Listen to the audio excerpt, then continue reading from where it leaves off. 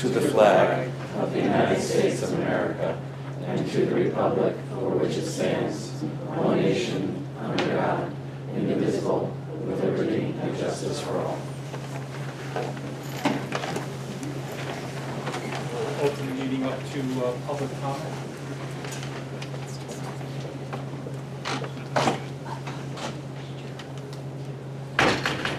Okay, no public comment. This evening we have three special presentations. We're first going to recognize our students of the month, then we'll do our guidance plan review. Our guidance counselors are here this evening, and then also we'll do our New York State School Report Card presentation. So first up, we'll do our student of the month, Joel, for elementary school. Good evening, everyone. We are very excited to recognize one of our fifth grade students tonight. When I reached out to the fifth grade teachers to ask if there was somebody that they would like to recognize, this name came up more than one time. And Mr. Haas actually did the write-up, so I'm going to read what Mr. Haas had to say about Scarlett Lovell. Scarlett, why don't you come on up here so everyone can see who you are. So Scarlett is someone that we highly recommend for this honor. She displays tremendous maturity with her responsibilities as a student. She's consistent with completing homework. She goes above and beyond effort. And she helps her peers that struggle with other materials and understanding of materials. Additionally, Scarlett shares a similar passion as Mr. Haas does as a gardener. She's volunteered her time after school to tend to, harvest, and improve our garden aesthetics. She's a student that Mr. Haas knows he can rely upon when needed, and it's obvious that you extend yourself beyond the classroom, and your peers feel the same way. So, Scarlett, we are so happy that you are our Student of the Month for October. So we have a little certificate. So keep growing all those good garden vegetables, because we're going to need people like you in our future to keep us all healthy.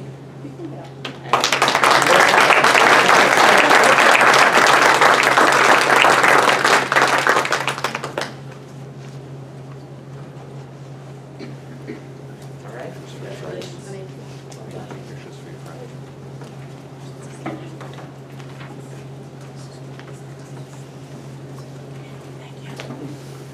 Good evening, everyone. Middle school has chosen to honor two students as our Student of the Month. Pavani, you want to come up? And Luca, you want to come up? This is Luca Rizzo and Pavani Parikh. These two young ladies are known by their teachers as hard workers and diligent about materials presented, great classmates and overall students. Recently, however, they went beyond this and showed their compassion and concern by bringing to our attention at school a social media issue, and by doing this, made the life of another student significantly better. Right? And in a time when we need all the help we can get identifying these kind of concerns that arise on social media, we wanted to honor these two students for having the courage to come and talk with us about it. It's not an easy thing to do. So congratulations to both of you.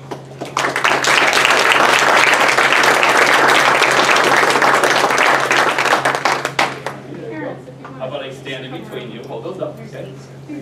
Come right up here, please. Yeah. Get pictures.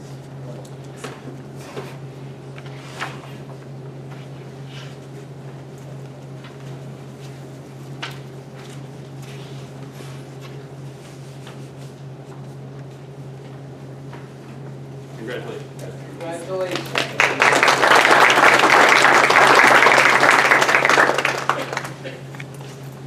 Good evening. This month, Highland High School is honored to have two students of the month, seniors Ishani Bansal and Min Tran. Come on up, guys.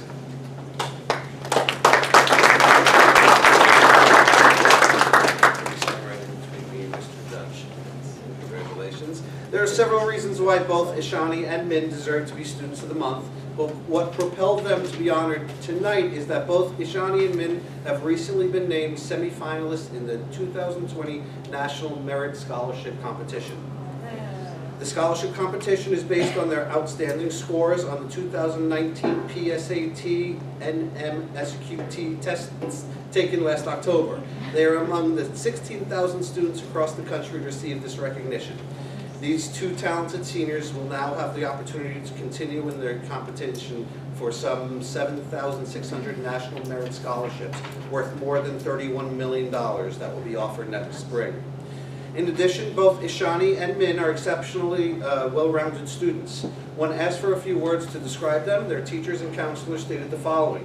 Ishani is an intelligent, lovely, humble, caring, sincere, and friendly individual who is always willing to help.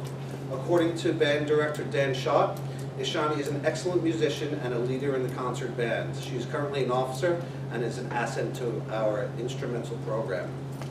Min, according to Coach Geller, is an asset to the boys tennis team and a pleasure to get to know.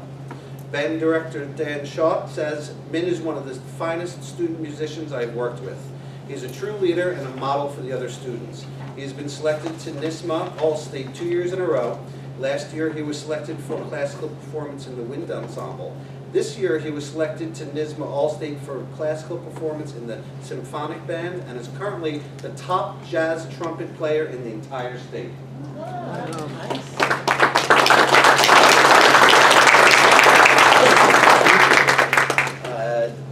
The entire state. He will be performing in Rochester for All-State this December. In addition, Min is also a premier level student pianist. Since Ishani and Min rank at the moment the first and second in their class, respectively, I have a strong feeling that we'll be hearing about them later on in this school year. As for now, best of luck in the National Merit Scholarship competitions to Ishani and Min, and congratulations for being Highland High School Students of the Month for October 2018.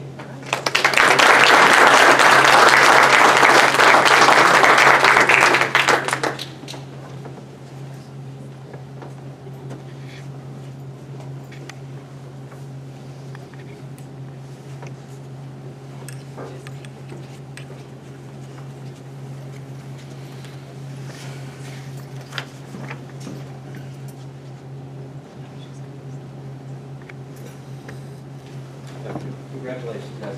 Great job, guys.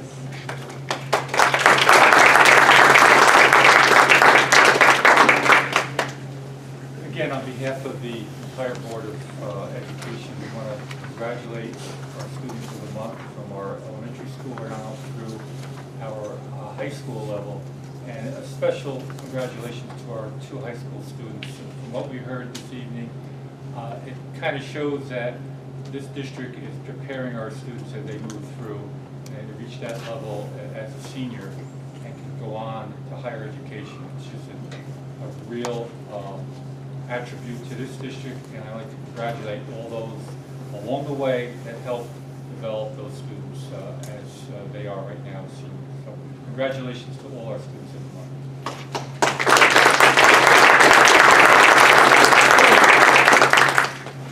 Next, we have our guidance plan review.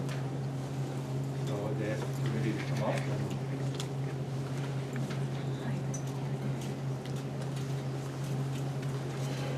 I know that the students of the month, Mr. President, might have some homework to do tonight.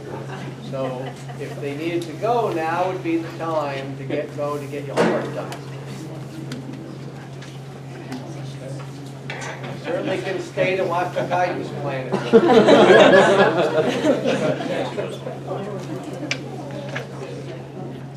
Thank you. Thanks, Marla. So I'll just give a little bit of background. The board saw our guidance plan approved it earlier in the summer. A part of that guidance plan is doing a presentation to the board to give you an update on what's happening in the guidance department. So this is that presentation. I really have to congratulate the guidance department, K-12. They did a lot of work putting together the plan, really discussing our program, discussing the continuum of support, K-12. So each of them is going to talk a little bit about what happens in each building as part of that guidance program. So probably introduce yourselves. Sure. My name is Kristen Candria. I'm the elementary school counselor. I work with kindergarten through 5th grade. I'm Nancy Jensen, I'm the counselor for grades 6 and 7.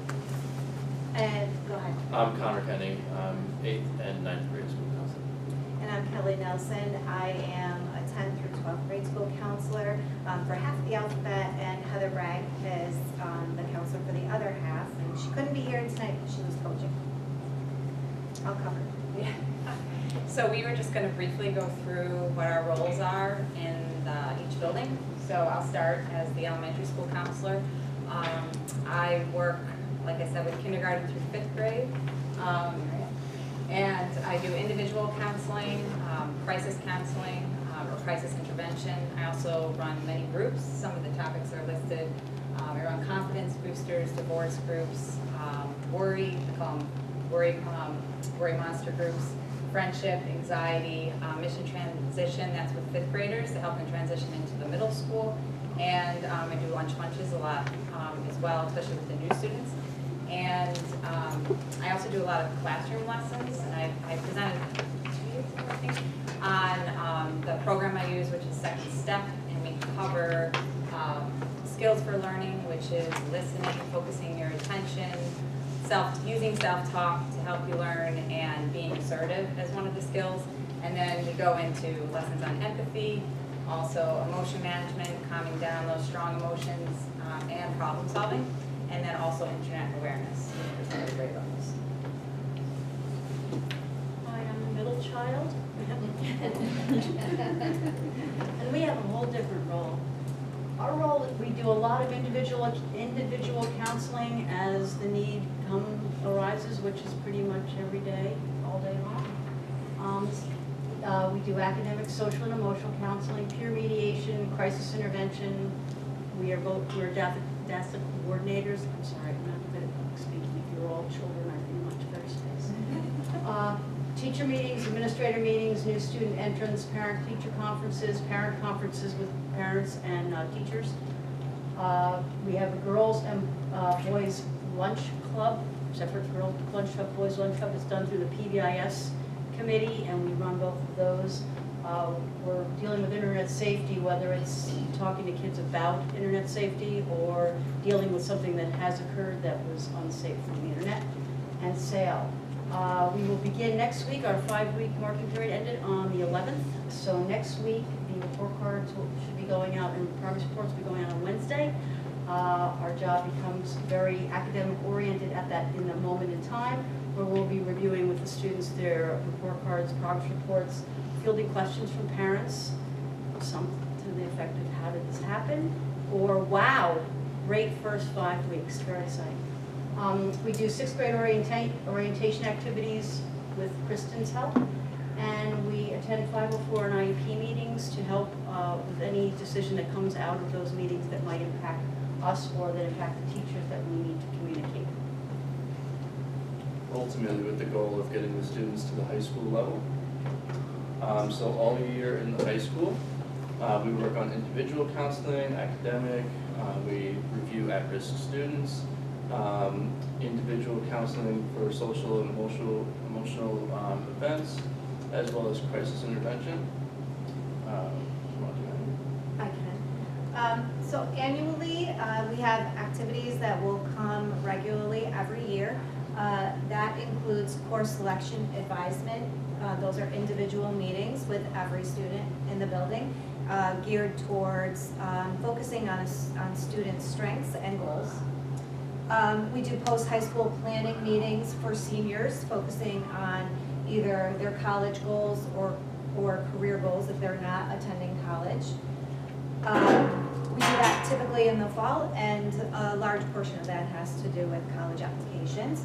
Then we jump into, kind of switch them up every year, but we jump into individual junior meetings with the college search process, and for those students who don't feel that college is for them, we focus about on their career plans, resume writing, how to network with individuals in their field.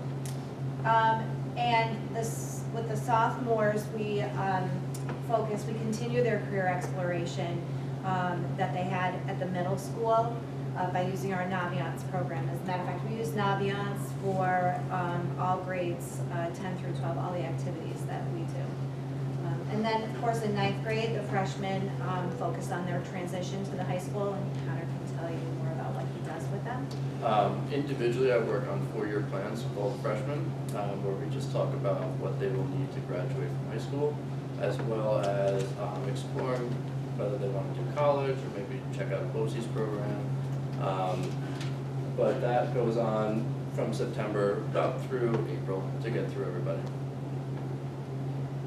So part of our, the revision to the school counseling, the comprehensive school counseling plan, is that we have a counselor advisory council.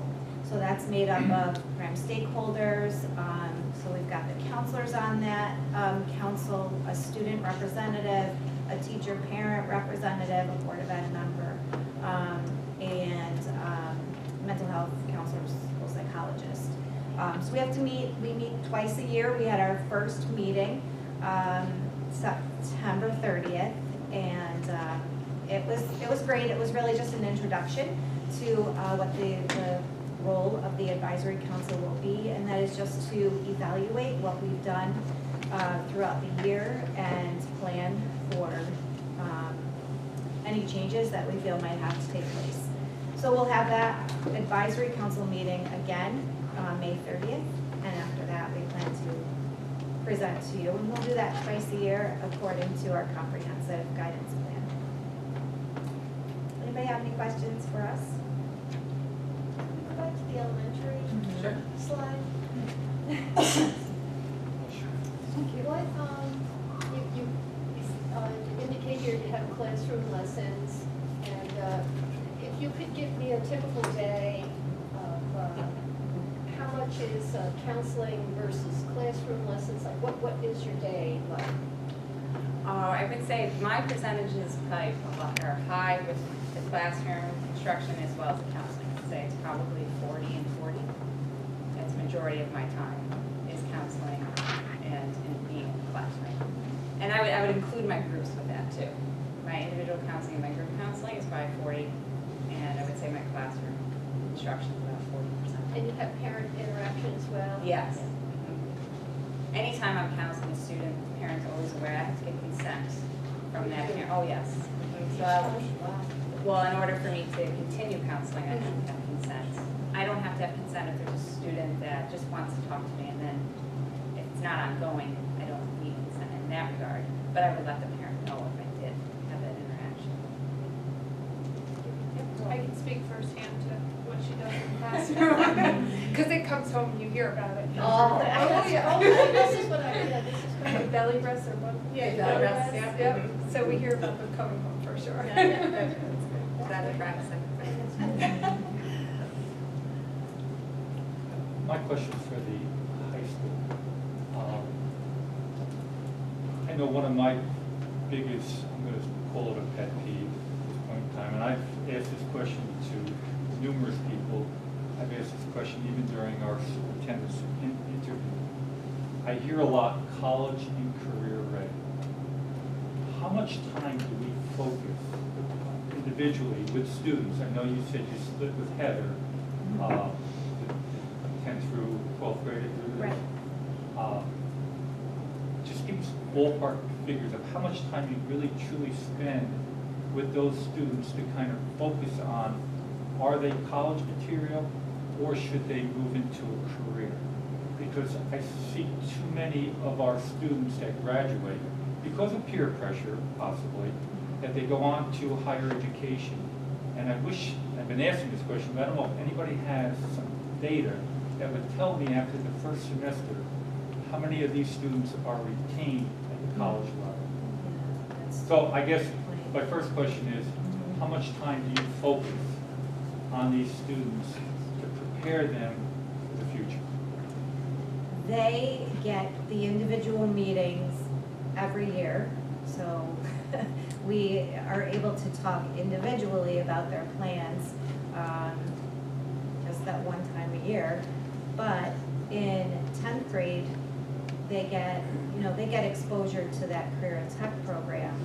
And so many of our students get drawn in to that, and then that would gear them almost, I would say, 80% of the time towards obtaining a job or tech school. And I think that, I don't have data, you know, I think a majority of those students are successful, at least in the tech program. Right, we don't track No. once they leave here. There are services that you can pay for that do track for you.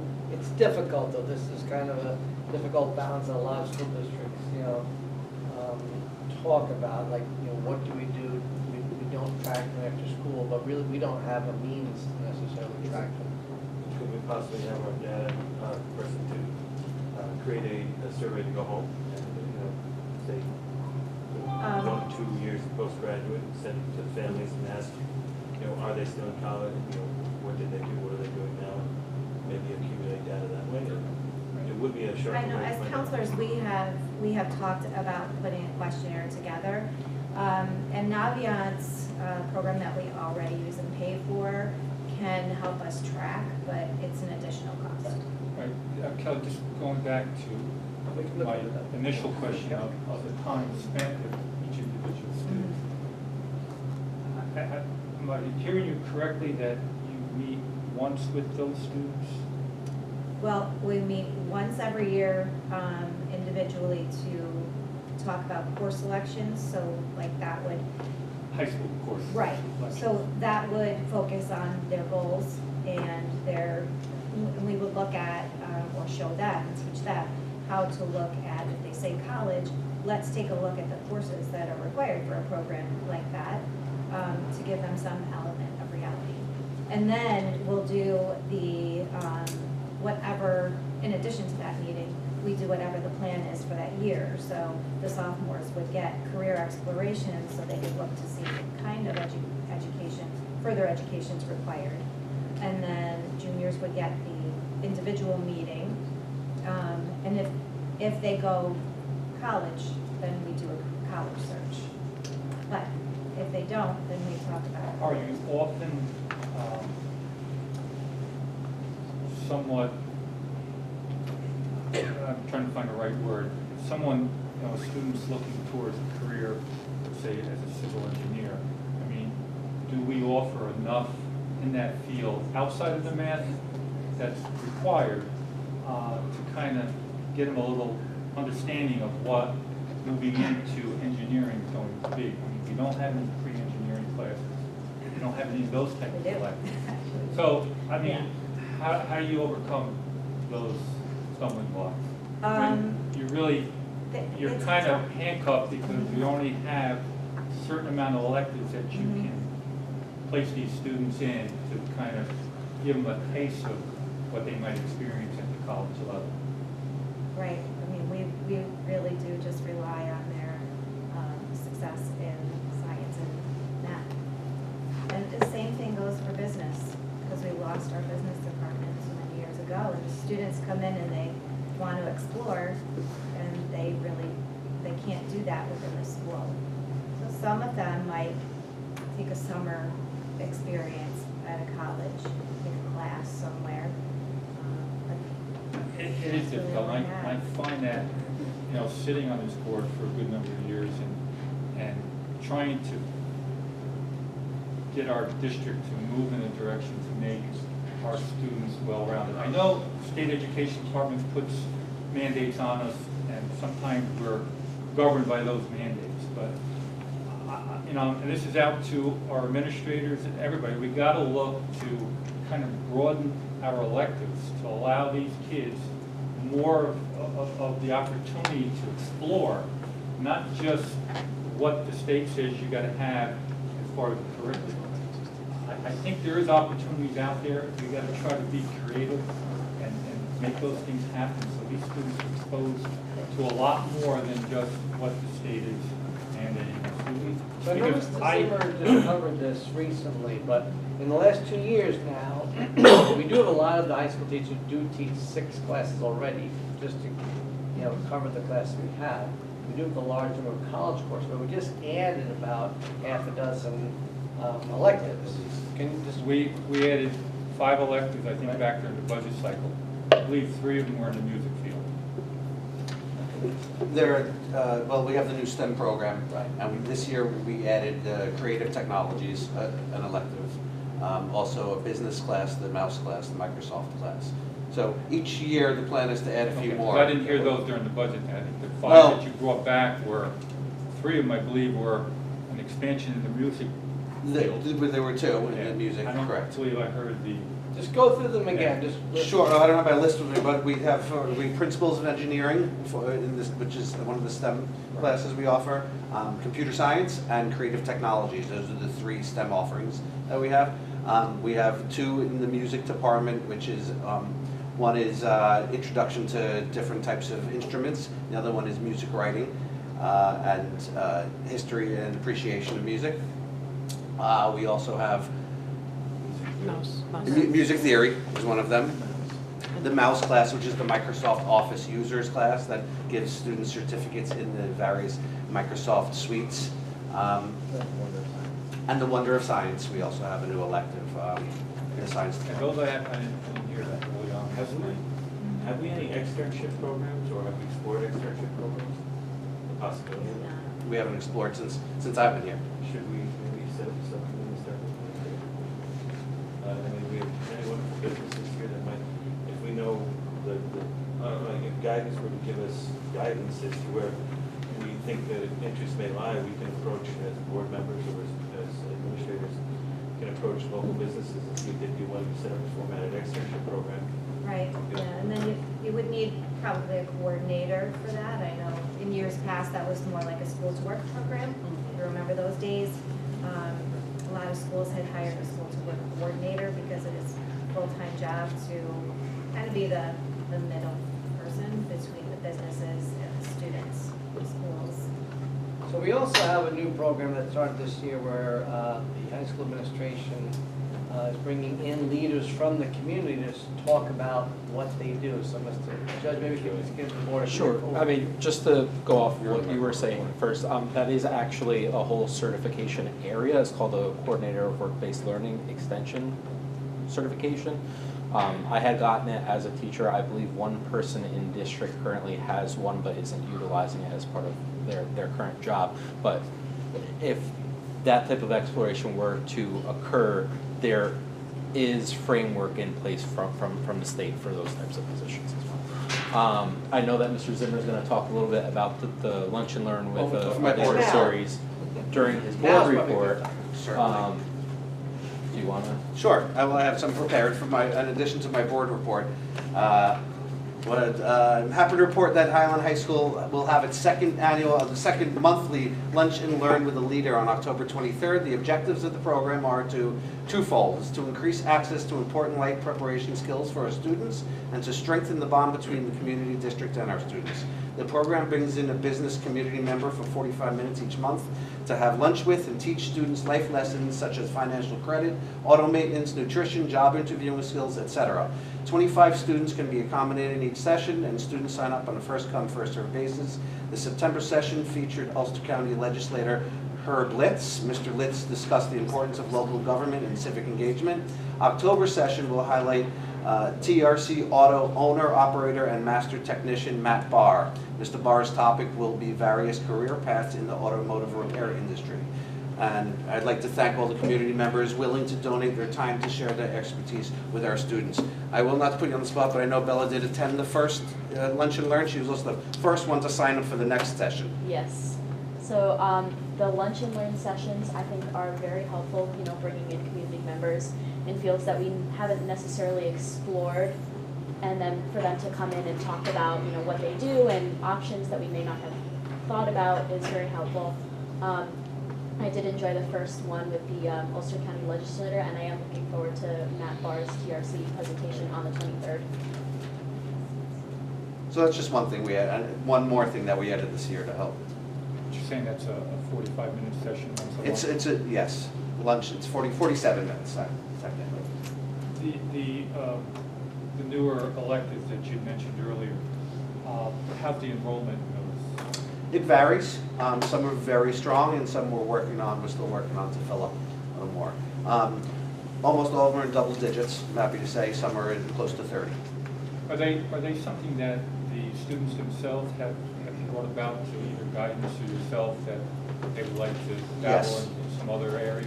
Yes, it wasn't a formal, based on a formal survey that we gave, but based on conversations with guidance counselors and each, I met with each department chair last year and asked them to ask the poll of the classes, have the teachers ask the students, what would you like to see us offer?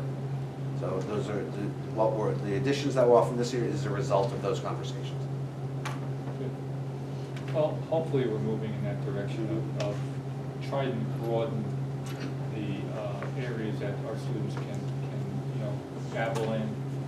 And again, I just hear it so often that, we put the pressure on, some could be peer pressure that we have to be college career ready. And I've always asked, and I really haven't got the true definition of, from teaching and an administrative standpoint, how you separate college and career ready, but I think I got a little feel of where you're going with that right now. I think, Alan, too, just kind of in the general world of education now, there's a little bit of a pendulum swing that's starting to go back towards career readiness, not quite as much emphasis on the college aspect of it. When you go to conferences or reading articles, there's a lot more out there about the importance of service careers and and the real benefit of those, not only to society, but to make a living and to survive. And so I do think that there's a shift happening, and even in the technology industry and things, it's not all they're not all jobs that require a master's degree or higher to be successful. There's a lot of 2-year programs that can lead to very successful careers. I think that's part of President Burrow's frustration, that rather than sending these children out to accumulate $60,000 to $100,000 in debt and then fight for a job, there are skilled jobs that come out making 6 figures within 4 years rather than owing 6 figures. And I think, and I'm sure Sue could maybe Yes, jump on a little bit. I was with, gonna just echo right you know, in, it's getting legs in Ulster BOCES. Absolutely. I think Yep. our Career and Tech Center does Yep. a very good job of bringing in newer programs, so our students are exposed to that at the high school level, and then making it. In some cases, they can leave high school with certificates that allow them to jump right into work, or to know that they want to go on again to maybe a 2-year program or some other certificate program. So they really are doing a lot of work in changing their programs to fit the needs of our environment now. The fact that you can leave Highland High School with close to an associate's or an associate's, talk about mitigating cost. I mean, we allow for that. That's 50% of a 4-year degree, people. I mean, do the math. That's a lot of potential savings if the candidate, if the student can accomplish that work in that time frame. But all the credit, when I graduated, I had 9 credits. But every one of those credits is certainly a cost savings to the family beyond high school. At the suggestion of Mr. Barone, though, I have met with Dr. Corey already in both cities to talk about the possibility of any courses that they have that we could possibly share, because I know we talked about expanding all these, but I mean, we don't have the staff. The reality is, if you want more and more and more, the staff, they're teaching 6 classes. I mean, they're all pretty much packed in. So I did speak to Dr. Schedule. Sure, You and got just to have a schedule schedule and the to number of accommodate. classrooms. I did speak with Dr. Corey, and he's gonna look at what course offerings they have that possibly they could, do a satellite in Highland so that we could, obviously our students would have to have the interest. So we are looking into that. And I definitely think I'm sorry. No. Go ahead. I was just, the way, I'm very vocal about this at BOCES. I've lived here all my life, and I see this county changing. And I think that the opportunities for someone who wants to stay here are totally different than it was maybe 20, 25 years ago. And I see a lot of potential for young people becoming entrepreneurs. And I think that there is a big opportunity also for small business. And I'm very vocal with this, with Chuck, and also getting the businesses that are operating here in Ulster County into the classrooms and trying to just make us what we should be. I'm pretty excited. I was going to talk about this during my report, but since we're kind of there, with High Tech High, the 2.0 version, the second session that they're doing, we're sending our high school English teachers, or our 12th grade English teachers and the collaborative teacher to that session. And the whole focus of the second session is to create some sort of community partnership project as part of that High Tech High program, so that all 12th graders would have some experience that would allow them to be out in the community, connecting with, and talking about the community in an Ulster County way. They're going to be going and really looking at what's available. Mr. Judge is going to go with the team as well, so that all of our 12th graders would have some way that they're going to connect with our greater Ulster community as well. So that's another way that we're trying to show students what is out there, and to show our community who our students are as well. So that's an important part of it. Well, not to take away from the guidance plan review committee, I just want to go back to you guys and say, I think there's only 5 of you, and we're 1,700 plus students. And just recently, within the last 3 years, I think it was, we brought a guidance counselor down to the elementary school. So this is me speaking only out to our administrators, if there is that need during next year's budget cycle, which is coming up in the short period of time, that another counselor might be something that we could look at. I'm sure this board is open to that. My feeling is any time we can be able to interject something into a student's life with the counseling, it means a lot. And the crisis that's going on right now, that's one thing, and I know they're probably have their eyes out on that, the opioid epidemic, and they got to focus on that also, and plus everything else. So I strongly urge you that if that is something that you want to explore with the board, that I think the board would be open to having at least a dialogue and seeing if there's a direction that we can go as far as adding more support for our students. We've invested a lot of money in cameras and security locks and security guards. But I think far more valuable than them are the people who can detect and guide the students prior to it becoming an issue. That would be you folks and the school psychiatrists, social workers. I would say that I would need to see, this is not the entire mental health staff. As a matter of fact, and I'll challenge you to move away from guidance counseling. These are school counselors that cover not just the academic needs of students, but also the socio-emotional needs of their particular caseload. And it's a challenge. I attended this meeting where they reviewed this, and I was first to say very impressed with the quality of people around the table.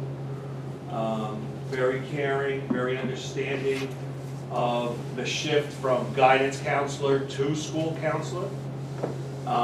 And I don't know how far along, because I did have to step out, and I apologize. I don't know how far along you got in your presentation. I think this was towards the end, if I'm not mistaken. But they were real tight on their definition of who does what and where it fits. But there were some limitations. So it's not that I'm not supportive of possibly another school counselor, but where does it fit alongside psychologist, social worker, behavior intervention specialist? There's a whole nother side to the socio-emotional support that is not part of this particular program. But they do work together, of course, as the school. And it is, because the more we have, more bodies that we have, we're freed up, we get through the career, and we're available for the social emotional. Yeah, I mean, it's been shown with the bullets of each school. I mean, I'm looking at elementary, you got crisis intervention. Tremendous. I mean, and all of other group counseling, I mean, there's 6 bullets up there, and only one individual, so. Right. And But I- there's, I you work know, closely 700 with the- students in the elementary school, one individual covering 6 bullets of group counseling, plus crisis intervention, and classroom lessons. It's a lot. It's a lot. I don't have any more questions. I don't know, any other board members? Camille? I have an easy question. So Naviance, is that a tool that parents and guardians can use to help with career in college? Yes, yeah, a student gets a Naviance account in ninth grade, or do you guys give it to them in ninth grade? No, so they get it in ninth grade. And each parent can have their own password, and they can access the student as the parent. What is this? Naviance? Is there any training or some type of session for parents to kind of learn how? 'Cause I have an account, I don't know how to use it. We have tried, and we didn't get any turnout. So we train the students on it, and a letter goes home every time a sophomore, junior, or senior is going to be using it. We'll explain to the parent what we'll be doing with the student using that program. So if it's sophomores, it's career exploration, juniors will be college searching, and seniors will be college applications. And then we train the students each step of the way. We just kind of rely on the student to take it home, use it, and show the parent. We did talk about in the meeting that Naviance was underutilized, and there are some reasons for that. And it was great because Sarah was at that meeting, and Joel also, and they had some ideas on how to assist. So time was one of them. They have to go in and train the students. Mike, can you just explain this a little bit? Like, I don't understand what this is. Naviance is an online career exploration, career survey. So it walks students through a series of, let's say, surveys. Okay. And what it does is it gathers their interests and then begins to match it to career clusters.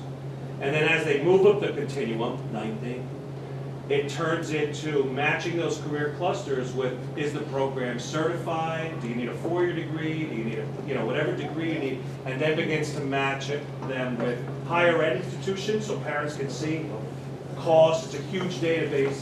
And then there's an online document transfer, transcripts, letters of recommendation. You can create an online dossier for yourself as you're applying to different schools, and they can actually get it electronically as well. Bella probably could give some Yeah, first-hand account. if I may, as first-hand account of Naviance, I've had a Naviance account from 9th grade, and to be honest, I didn't really start using it until 10th or 11th, when I was kind of going through the freak out of, what am I gonna do with my future, where am I gonna go? And Naviance was actually very helpful. I took a lot of surveys and did a lot of college research and exploration.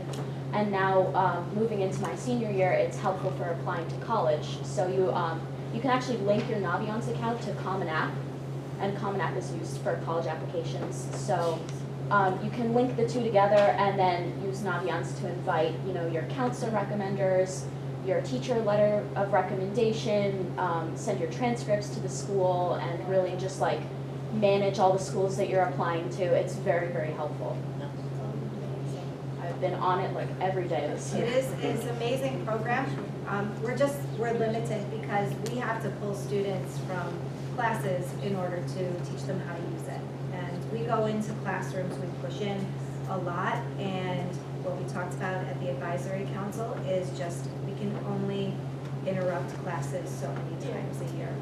So it's not that user where you can just self-teach and it tells you what Well, steps to go to. it is. It's pretty. It's pretty user friendly, I would say. But I'm sure that you did multiple surveys on your own. We basically taught them how to get in and get to the career exploration section.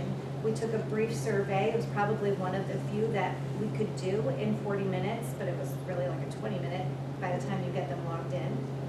And then we quickly tried to show them, it depended on how talkative the class was, but how to get to some of the other surveys so that they can utilize it on their own when they go home. And even if you don't get to, going through the whole website, it's pretty organized. You know, there's like, when you go to the site at the top, there's all of the different categories. It's pretty easy to figure out, and if you have any questions, you can go to the counselor on, you know, lunch period or after school. So like any high school student, right? She's probably above the norm, I'm gonna guess. But for the norm, they need some coaxing, they need some coaching, they need some time, they need some guidance. So probably, we could probably put together a tutorial that we make and then put it on the website and then advertise out to parents and guardians that, look, just so you know, that we've created, either through our video club or just even a PowerPoint presentation that we put together, and then we post it on the website so parents have access to it, so they can, to help the parent and guardians understand how to utilize Naviance better. I wonder if Naviance might even have some. They might have. Yeah, I was thinking. So we will look into that. Find them on YouTube. Yeah. So would this be useful Yeah. for, like, if I wanted to go into construction? Would that be useful, this program? Yes. Also Yes. help me guide Yes. me in there as well? Yep. All right, so the trades, it's good for the trades as Good well. for the trades too. Like for the middle school, that ESAIL program, is that an accelerated learning program? Is that- Sales, means staying after improves learning, it's Oh, Tuesday, okay. Wednesday, Thursday, from 2:30 to 3:15. There are anywhere from 3 to 5 teachers there. It's a place for kids to get reteach and understand the lesson. Generally, the 3 to 5 teachers are from different subject areas, so they can reteach a lesson, they can work on homework, especially in middle school. When homework goes home, it doesn't come back. Sometimes it gets lost. That's a way for students to do their homework and not even take it out of the building, so that it's there, so that it can be turned in, because that's another piece that sometimes gets missed. And it's 3 days a week, Tuesday, Wednesday, Thursday, from 2:30 to 15. And the late bus takes the children home, so there's no driving issues. One more high school question. Yeah. Again, pulling students out of class, I'm not a big fan of that. I know it's, you have to do it, but, after school, do we do any of this after school? Leave it open for them to attend that after school? Like do a workshop Yeah, or something like workshop, that. Saturday morning, Yeah. if. Yeah, we Just- Yeah, I mean, we've talked about workshops after school, just that student clubs meet after school.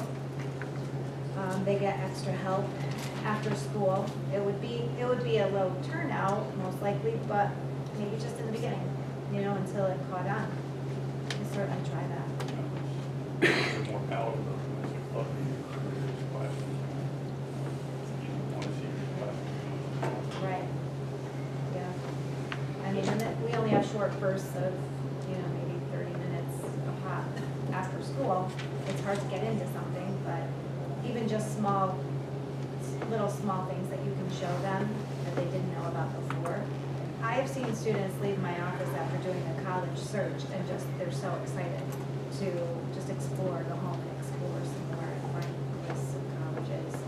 I've seen them at the 10th grade level. They walk out of that classroom presentation or the survey and they talk about what they found. And they giggle about it, like, oh, I never thought I would be that. But I think they really do get excited about it because they make a connection. I don't know, your guys, when school and high school, are you at both locations every day, or is there one day here, one day there? Monday, Thursday, I'm in the high school all day, and Wednesday morning, and then the rest of the week I'm in the middle school.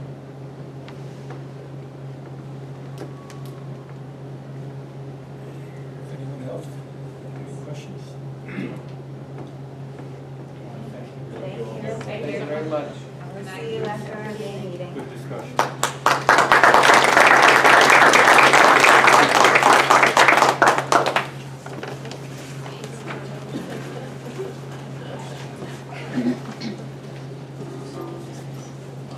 Okay, our school report card presentation.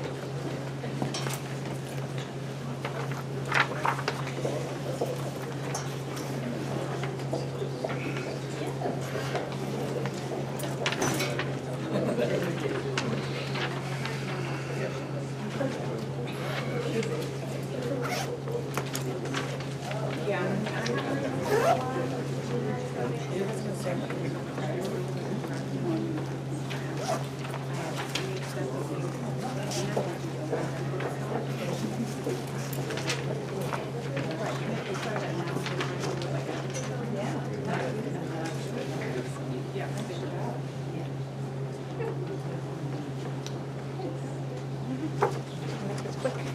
So,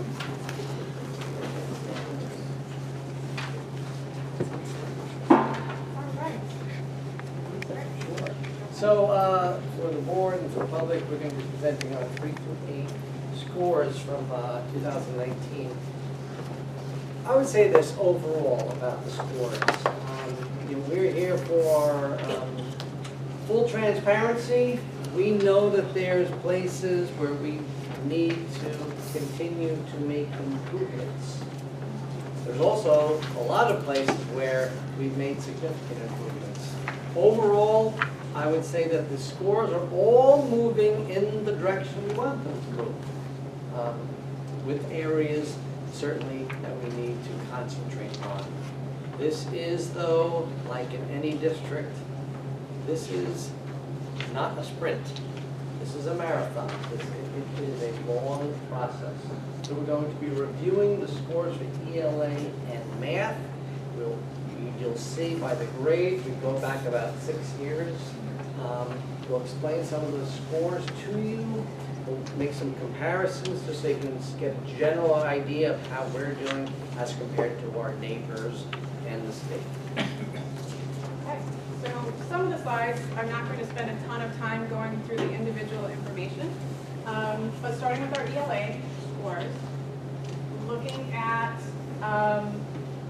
just to get people where we are on the graph, we have each grade level, then the number of students. The first part is the number of students who took the test.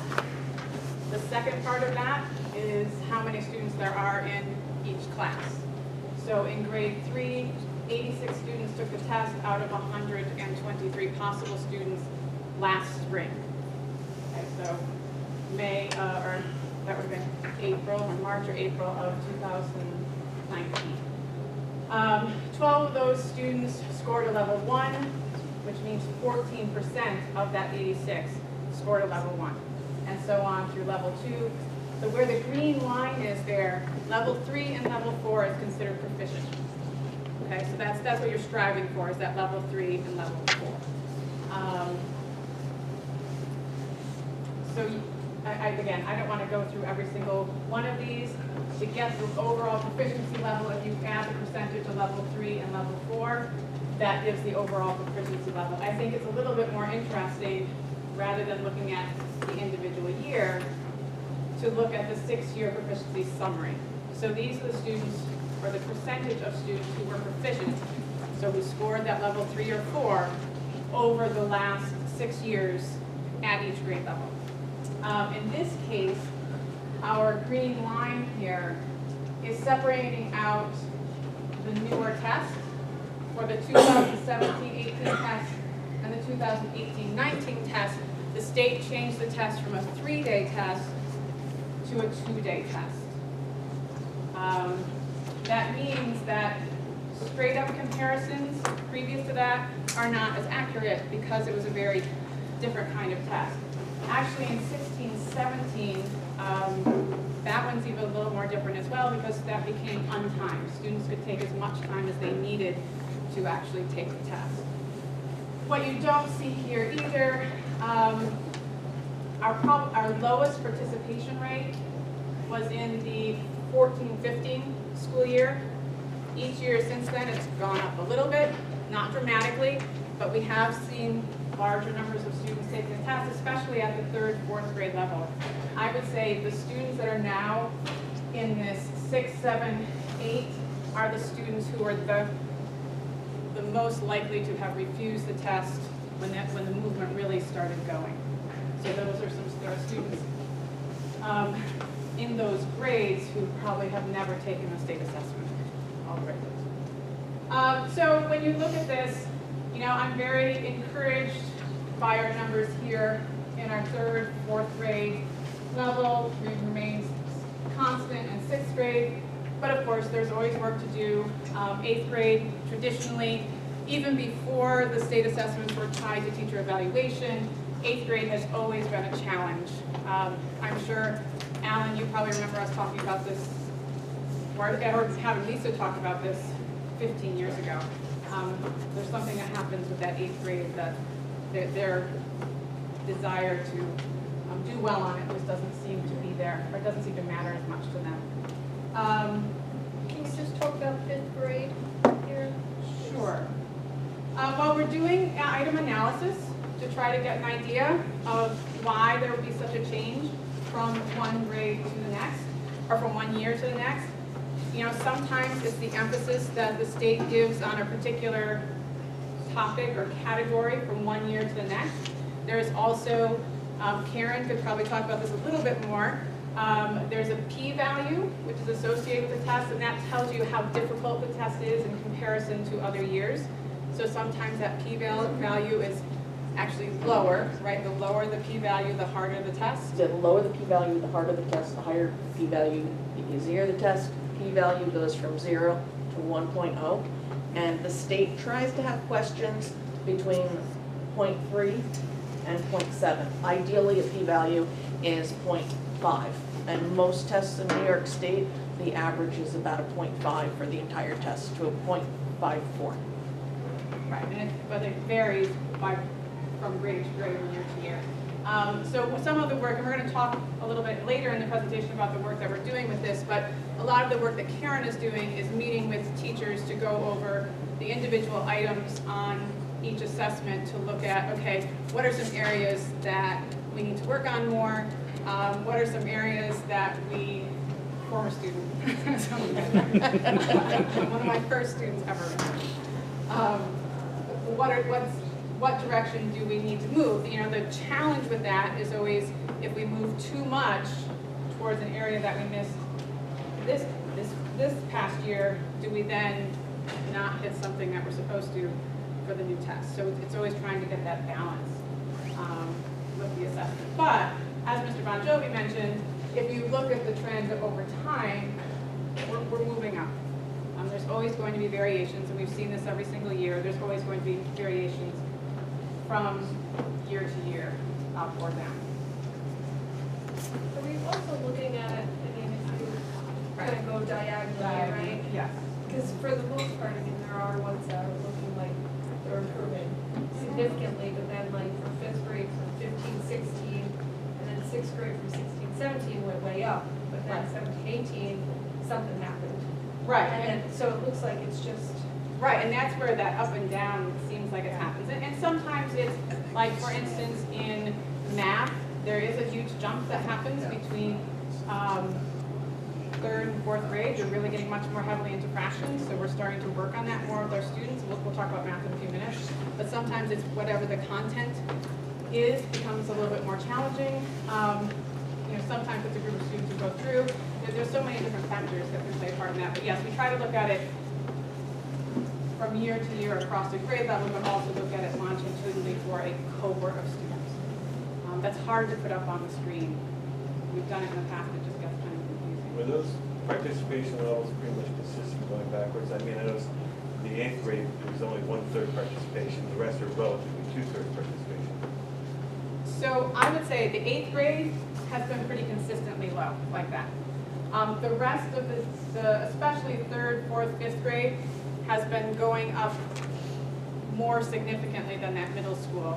Because I mean, you can throw the 8th grade out, I mean, it kind of skews everything because you have no idea what that population could be the highest part of the grade, or it could be the, you have no way of. Right, and we're trying to look at some of that, and that is why when I talk about the math, I'll go into it a little bit more, but one of the reasons we've really instituted those benchmark assessments, why we've gone with the STAR testing at the middle school level, to try to get a better measurement than a one-time test that is only measuring a half to, in some cases, a third of our students. It's encouraging to see the 2/3 participation versus. Yeah, I was happy to see, especially at those lower grades. To me, I'm hoping that that's a trend that's going to move forward. Okay, any other general questions on? So math, same thing. For our first, this is actual 2019 scores. We say this every year, but keep in mind that our 8th grade, the numbers are even lower of who participated, because we have that one group of advanced math students who take the Algebra 1 Regents exam. Those students are not counted in our proficiency scores. So that takes, in this case, 17 students out of the mix of the class, generally speaking, those are going to be our students who score the highest on our math exams, because they're in the advanced math taking a high school level course. And if you look at the breakdown, our algebra students do very well on that reading sequence. But again, moving forward, 8th grade is difficult to look at. The green level there, again, is the proficiency level. Does everyone understand what's going on with that 6-year proficiency? Maybe it's small comfort, but we have, at least we're not 0 in math for proficiency. I mean, it's just tough to say, like, for example, in 7th grade, right. Of the students who took the test, 30% passed. Yes. It's hard. It is. And that number is better than the year before. So we're going to be talking about some of the work we're doing to try to continue to get that number moving upwards. The other thing that, again, when we look at this, when we look at our elementary school numbers, again, nothing great, it's 50%. But what happens from here to here? You know, why is there that big change? And those are some of the things that we've put in place to try to mitigate that, or to try to understand better why that is happening.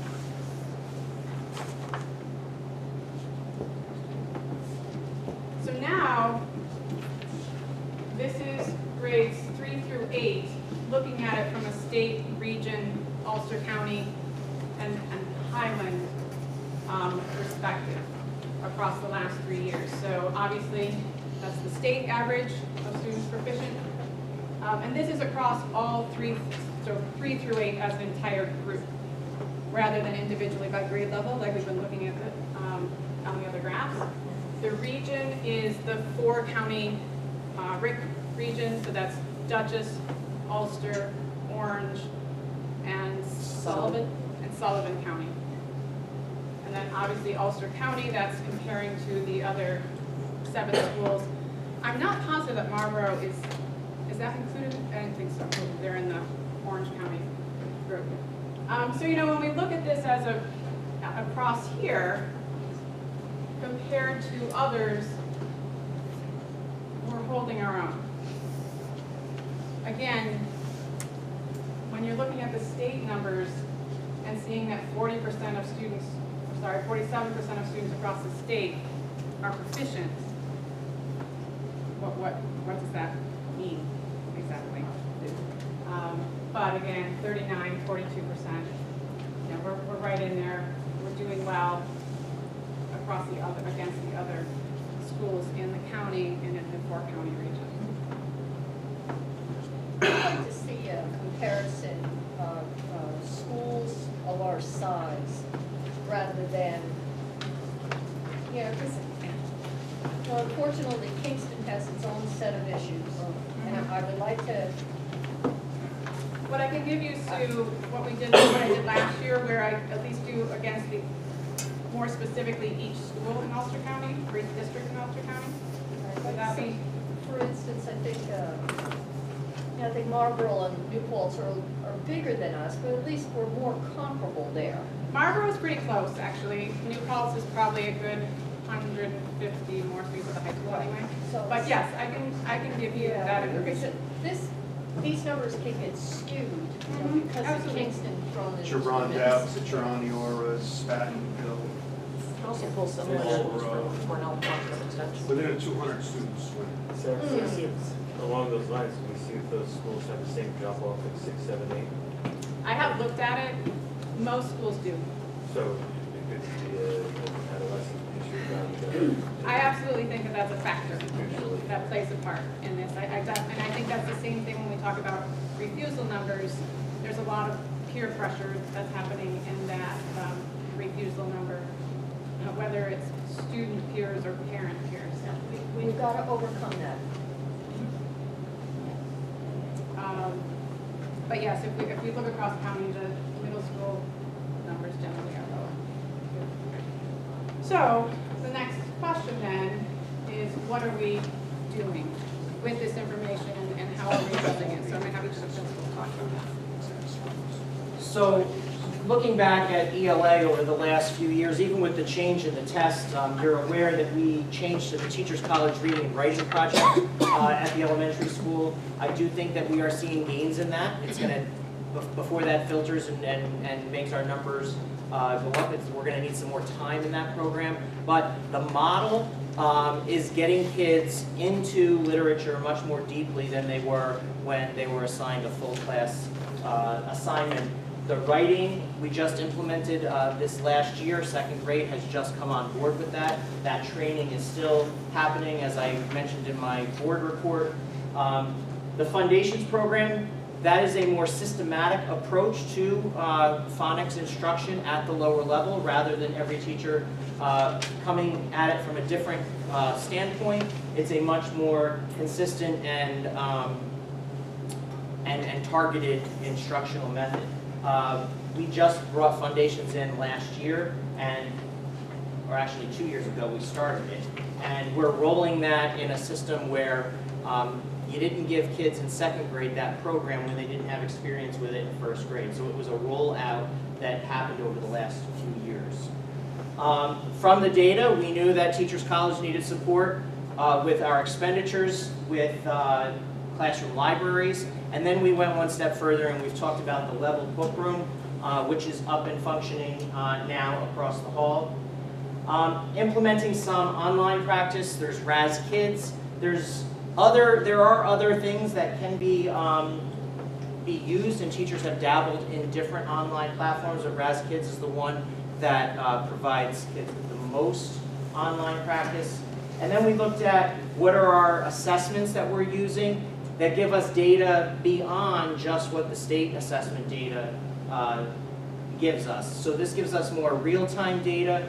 The Fontes and Pinnell benchmark assessment system, that is used throughout the building. It helps with progress monitoring, so as children are going through, those running records are done in real time with the teacher so that instructional decisions can be made right there in the moment.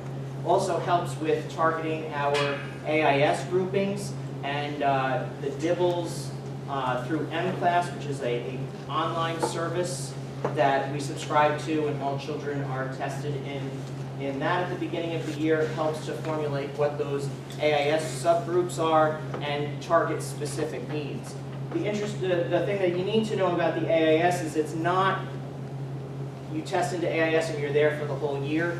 You may test in for a particular skill, and that's reviewed on a quarterly basis. So after the first quarter, another DIBBLs assessment will be done in the AIS program. If children have met the skill that they were working on, they may not need that service as intensely. So if they have it every day now, they may go down to every other day. And some may develop other things that come along through this assessment. We can determine whether we need to up the number of times that we see them. So those numbers will fluctuate as the year goes on. For special education, Orton Gillingham and reading, Wilson reading, those are much more research-based and targeted on those specialized learners, primarily used with our resource room students. And so that's the ELA piece. The math piece, a few years back when the Common Core came into place, those math modules were put up on Engage New York. We adapted our curriculum when the Common Core came in, and I showed you this evening when we were in the math AIS room, a much more targeted focus on manipulative-based instruction so that children get a conceptual idea of what the topics mean as they're moving forward.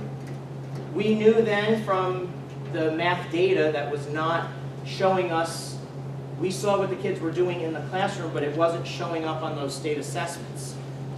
Some could say it was because of the numbers of students that took those assessments.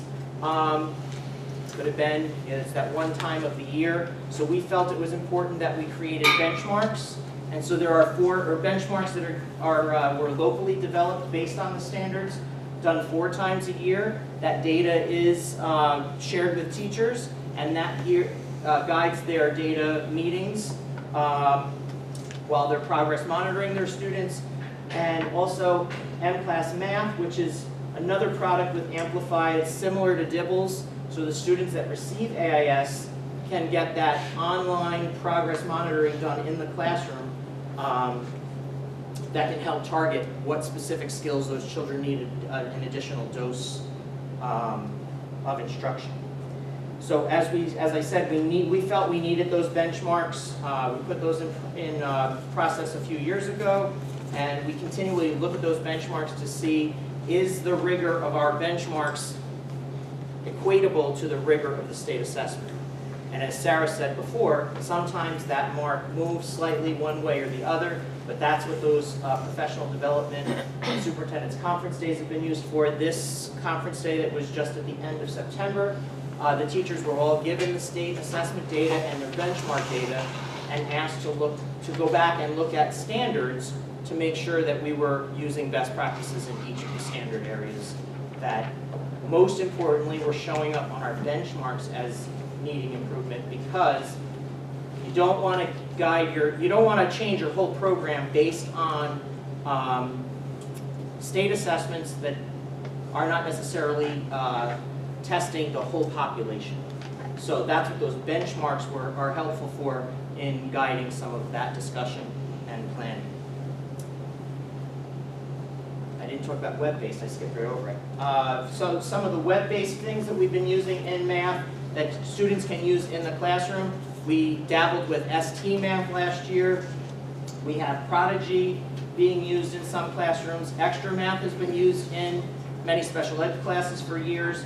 You've all heard MobyMax. It's an online platform that children can use at home. They all have logins that they can go on and do some online sort of drill and practice, but in a fun way. So those are some things that we have in place, and obviously we continue to look at our benchmark data, which is so important to make sure that we're hitting the mark. And I would say that a lot of the work that Karen has been doing with our teachers at the elementary school has really been focused on those math benchmarks. She's developed a system so that when the teachers look at the results from the benchmarks, they can pinpoint the standard that goes with each question and can really look at, okay, what's included in this standard, how are we doing as an individual student, as well as a class or as a grade level, what do we need to do to help students understand the standard better. And the great part of those conversations is those are held as a grade level. So if Sarah and I were the same grade level and her kids did exceptionally well on one topic and mine did not, I can pick her brain about what are you doing with your students that maybe I have not done with mine, and vice versa. You say that you've been using the benchmarks for 2 years. Yes. So if you have your state assessments, may I assume that when you compare the benchmarks to the state assessments, you were expecting to see the state assessments at this proficiency level 3-4 percentage? Yes. Yes and no, because you're looking at on the benchmarks. I think we were doing better than what we were doing in some areas of the state assessment, because the benchmarks are measuring the whole population, whereas the state assessments, unfortunately, are measuring those students that take it, and not the ones that are sitting out. So it's not. That's what hurts it. It's not comparing apples to apples. It's, right. But it is an indicator, and it does help us so that if we fell low on something on the state assessment, we can look back at the math benchmarks to say, was that something that we fell low on as we went through the year? If not, there's a discrepancy, and that brings on a conversation. Do we change program? Do we adjust? Is the state assessment data truly valuable or valid at that point, or is the benchmark more valuable? So it's interesting, the conversations that come out of that. But that's all the things, all of the different areas that we look at when we're extrapolating that information from one benchmark to the next, to the, you know, and then it's also just the anecdotal stuff that the teachers see in the classroom. You know, the teachers will see on those benchmarks, wow, this kid did really well on that, but in the classroom maybe he was struggling on that, so he's getting it now, or vice versa. He was getting it in the classroom, didn't do well on the benchmark. They'll revisit that maybe in a small group, at a small table, to see did the child really get the skill and just didn't get it on the benchmark? Is it something they have to spiral back to? Is there another method? Is it an AIS thing where the child needs to go and get a different type of instruction so that they can make sure that we're not creating gaps? So it's always ongoing. So, okay? Dan? I think you'll hear some of the similar discussions that Joel just had about some of the things we're doing at the middle school as well. For instance, the Wilson Reading Program is there. We've had a teacher that we sent out, had her trained highly in using the Wilson Reading Program, because when a student has a disability in reading, the breakdowns are significant and they need significant assistance. I think right now we have about 15 to 18 kids in that program working with that. But if you go down the list, one of the things we certainly have implemented and used highly is the STAR reading assessment, and again, the STAR math assessment. We're doing both of those to identify those students that are struggling, to help us identify where our weaknesses are overall in instruction. And we have already given our first round of STAR assessments, and we have already had teachers have their hands on those results so they can look at needs of students, address those, and those conversations will continue. We did some of that work at the last superintendent's conference day. We'll do more of it at the next curriculum meeting. One of the things we certainly offer our sixth graders to get them started is the double period of ELA in sixth grade. So they see their ELA teachers twice. And our AIS reading program, I work with our AIS reading teachers. They give me individual data each year on the students that go through that program, and the gains are significant. I can, with almost every single student that our AIS reading teachers work with, there is sometimes 4 and 5 years growth over reading scores. And those are individually based reading assessments. They're not based on the state test. They're based on highly researched tests that we give kids that show their growth in vocabulary, reading comprehension, reading fluency, all kinds of areas that works really well with kids, and we're showing significant growth. I have 1.5 AIS reading teachers in middle school. Already talked about Wilson a little bit. Under the area of mathematics, again, we use the STAR. We've already given the first round of STAR math assessments. Teachers have already seen that, worked with it, talked about it. As important, maybe more important, are the emphasis we put on the benchmarks that we give. And the reason for that is that we've set out, and again, this was our second year, and I presented on this at the end of last year, and I'd be happy to present on this again, where we are and how we're moving with it. Because we do give our benchmarks to every single student. And we do see trends with them. And we are working and talking about what those trends are.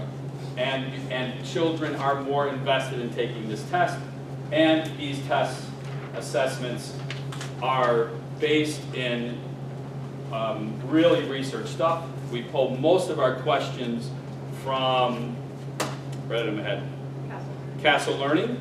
And those questions are highly researched. They give us a depth of knowledge, so we're not asking all just level 1 questions, but we're asking many up to level 3 and 4 questions in those tests to show children's thinking. And we can compare those directly to students who take the state tests and see where the comparisons are. And we can do the same thing with the STAR math assessments. And if we move on to the math enrichment, one of the things we've noticed through our STAR math assessments is a significant weakness in number sense. Being able to manipulate numbers. And a really brief example is, if you add 2 odd numbers together, are you going to get an even or an odd answer? Our students are demonstrating they don't know the answer to that question. right? So we're working specifically with them to develop the understanding of numbers because it's very difficult to move on to most other higher level math issues if you don't understand number sense, right? So AIS math, again, I have about 1.5 teachers in the building of AIS math, and we're doing the same thing there. And then this summer, with the web-based instructional math resources that we're using, Ms. Brooks put together a program used with from 5th to 6th grade. She used Prodigy Math. And the initial results are, they're very initial, we need to look more deeply into the numbers, are that students that participated in that did not have a significant backward slide in their math skills if they put in enough time. And so we're looking, we need to look closer and say, are we going to expand that and try to get more kids involved? So we see less slide with that. Questions? Yes? So the drop off between 6th grade and 7th grade is pretty significant? And the scores. Right. Can we go back and look at that? Wait, this one. That one? Between here and there? Or do you want That's ELA, sorry, ELA. Piggyback on that, do you see a correlation between the STAR This test one, results? Camille, or the 6-year one? That's the chair. Between yes. 6th grade and 7th grade? Yeah, so Those just scores. the double periods in 6th grade. So I'm curious what's happening in that 6th grade, the 2 periods that may be missing in the 7th and 8th grade, because that's just a big drop off, the 51%, the last 2 years since the test changed, and then 18 and 33. It certainly is a very difficult question to answer, what would cause that drop off. Certainly we now in 7th grade begin our world language instruction, so we don't have the time in the day for a double period of ELA. We did quite an investigation to see if we could move to some type of block scheduling and increase that instruction, but there just wasn't any way to work it out without significantly increasing staffing. And the other question that's difficult to answer here is how is that related to students who are and who are not taking a test? It's just a difficult question to answer. Our STAR, and we haven't gotten to the point yet in discussing the STAR assessments to see does that correlate to the STAR assessments, which would be, which is a really interesting question. Students who do take the test. I'm sorry, I missed the first part. I'm saying you can identify which students are taking the STAR, and you can then correlate that with the ones that do take the ELA. We absolutely can. And you can find out if it's ineffective. And last year, as a matter of fact, when I did the math presentation, I did that for you with our math scores. And I said this many students took math in 8th grade, and this many took the benchmark and compared those and showed that where those kids scored the same and which kids scored higher. But I'm saying we're not even blind there, though, because we actually know the names of the students, so we're targeted. We can see the exact student, how it correlates directly from the STAR, so we can find out if the STAR is effective, and if it's given us an effective reading in correlation with the ELA or the math. Correct. We can look, I think what you're saying is we can take this 51%, see those kids, who those took, and say, how did those kids do on the STAR? Right. Right? Yes, we can do that, and we will be doing that. That's your primary assessment. Yes. What you're saying, Correct. 3 times a year for STAR reading and for STAR Correct. math. Absolutely. We will. Those are conversations we are already engaged in the school. You talk about the double period in 6th grade. What's happening in those 2 periods? Because they're not always consecutive periods either. They're never consecutive periods, actually. They're in those periods, you'll see a lot of reading and novel instruction, a lot of discussion about theme, character. You'll see a lot of writing go on, improvement, and moving students from doing a basic writing paragraph, moving into a persuasive essay, moving into those issues, things we address in those classrooms. They also do get more time to read, although the Just Read It program has improved that across the board in the 7th and 8th grade. But they have a long-standing commitment to students' eyes on words, really just reading for enjoyment as well as reading for the course. And I did not mention when we had the ELA part of the Just Read It program that we've really implemented in 7th and 8th grade. because we did not need to implement it in 6th grade because it's really already happening in their ELA class. And Chris Parker presented to you last year on the Just Read It program and the really positive impact that program's had in our building. You're doing an incredible, both Joel and Dan, you're doing an incredible amount of work to get a really good education for these kids and the benchmarks, but unfortunately, we're in this situation with a good portion of kids opting out. It really makes it hard to measure how our school is doing. Like, there's part of me where I don't want to rely on this because so many kids don't take the test. But then, it's just, this is the way that we measure students' progress. And until it changes, we're stuck. And I think you're doing a phenomenal job with all this work, but it's just getting the kids to take the test to get a really true measurement. It's very frustrating.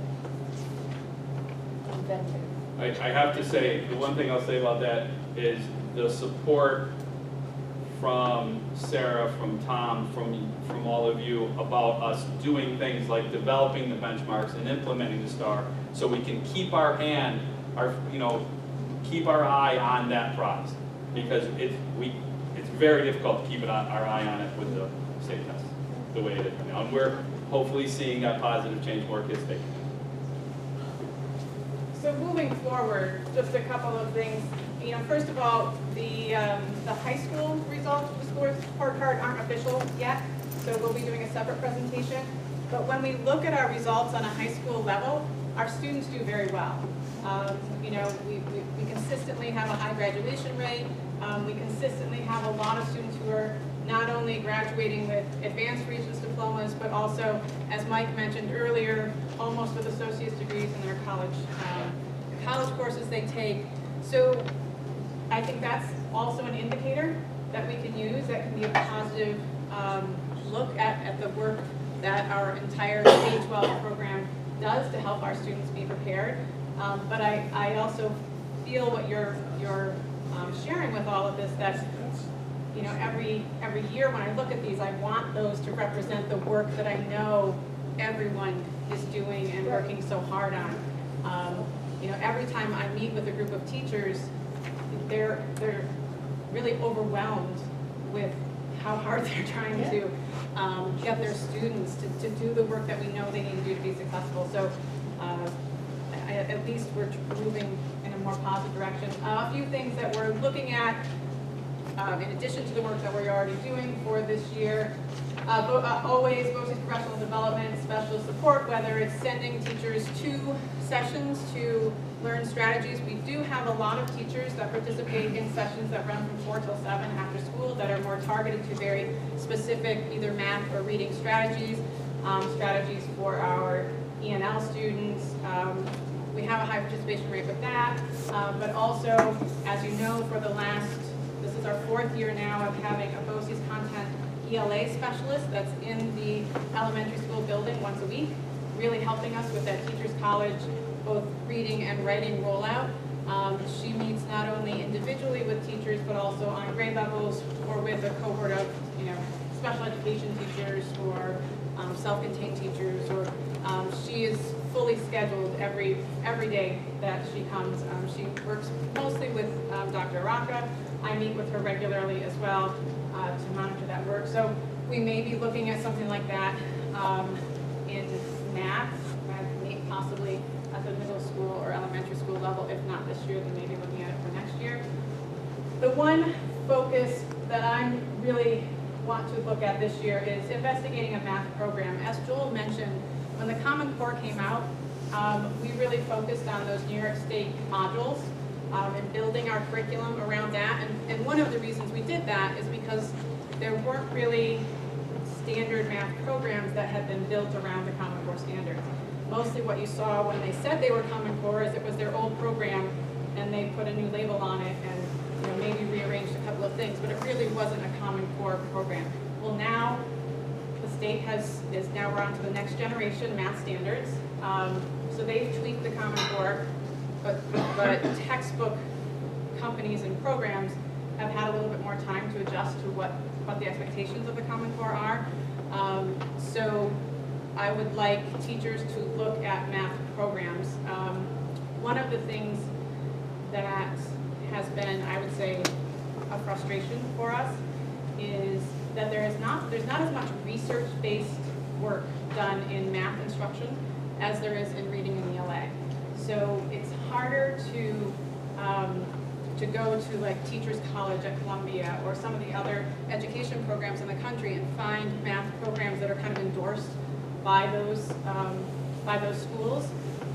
So now that we're all a little bit more aware of exactly what these new standards look like and the kinds of math that we want students to do all across the level, we want to look at the programs that are out there again.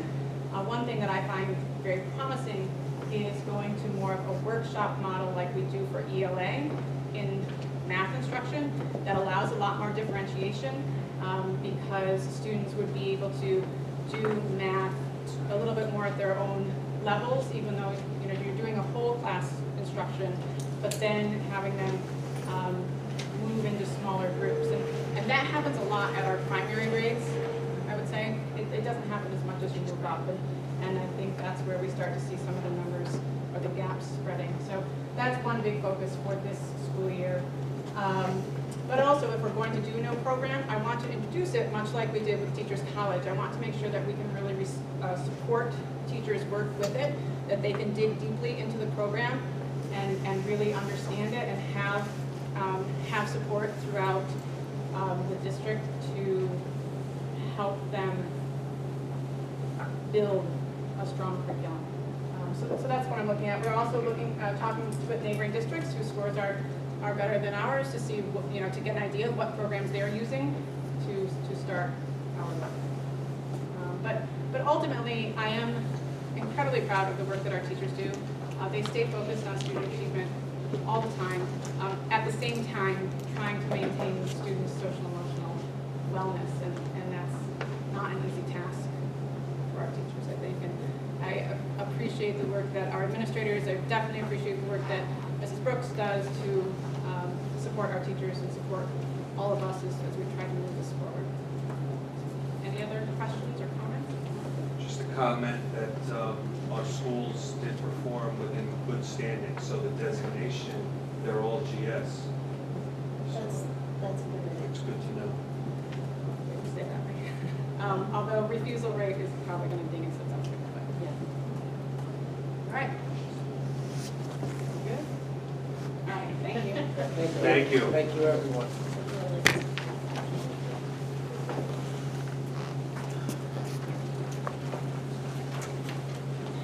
Okay, move along to acceptance of reports.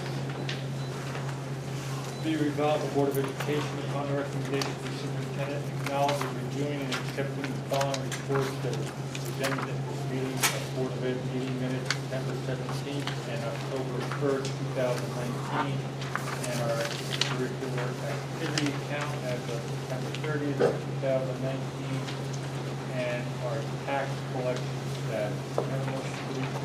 Motion by Ed, second by Camille. Discussion. Just a quick question on the October 1st meeting minutes under the audit findings. There was, the board had questions, comments, concerns, reserves at 4%. Should that be reserved equal 4%? Just want to make sure. Thank you. Any other questions? All those in favor? Aye. Opposed? So carried. Under curriculum and instruction, our principal's monthly report. Can I go back 1 second? Yep. Just a quick question on the extracurricular activity accounts. There's one account labeled high school activity account other, and it's a negative balance.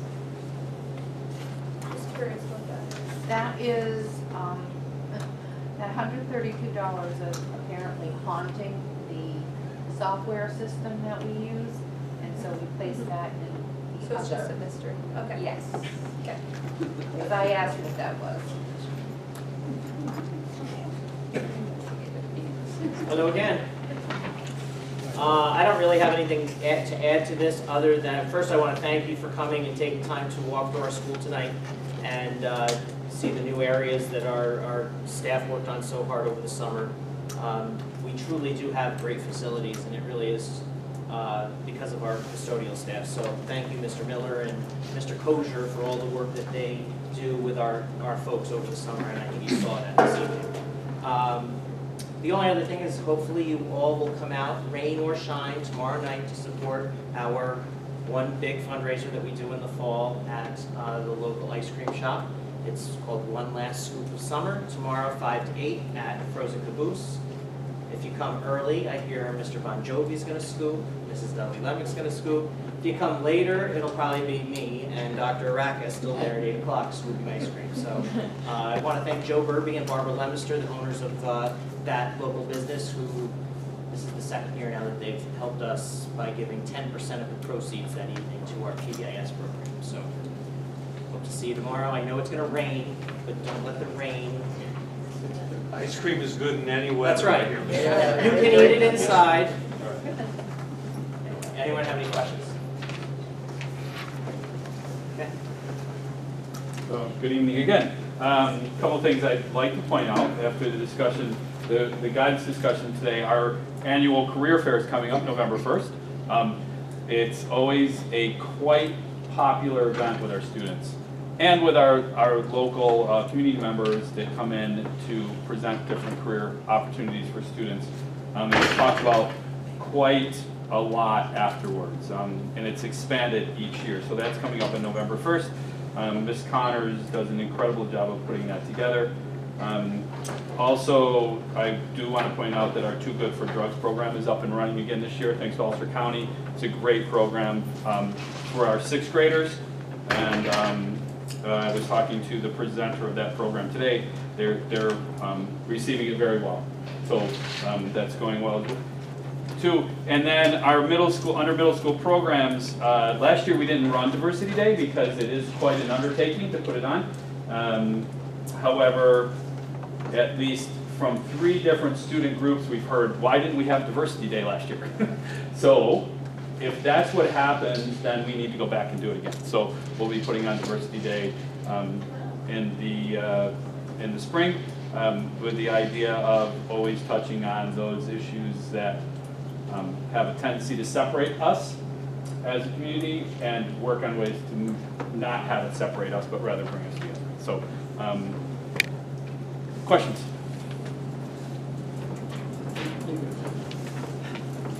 Good evening. I have a few brief additions to the high school principal's report. I'm happy to report that on Thursday, September 26th, every 9th grade student in Ulster County, not only Highland, but Ulster County, attended a youth rally at Dietz Stadium. The rally was called Ryan, which stands for Raising Your Awareness About Narcotics. The organization was created by the Kelder family after losing a family member to an accidental heroin overdose in 2015.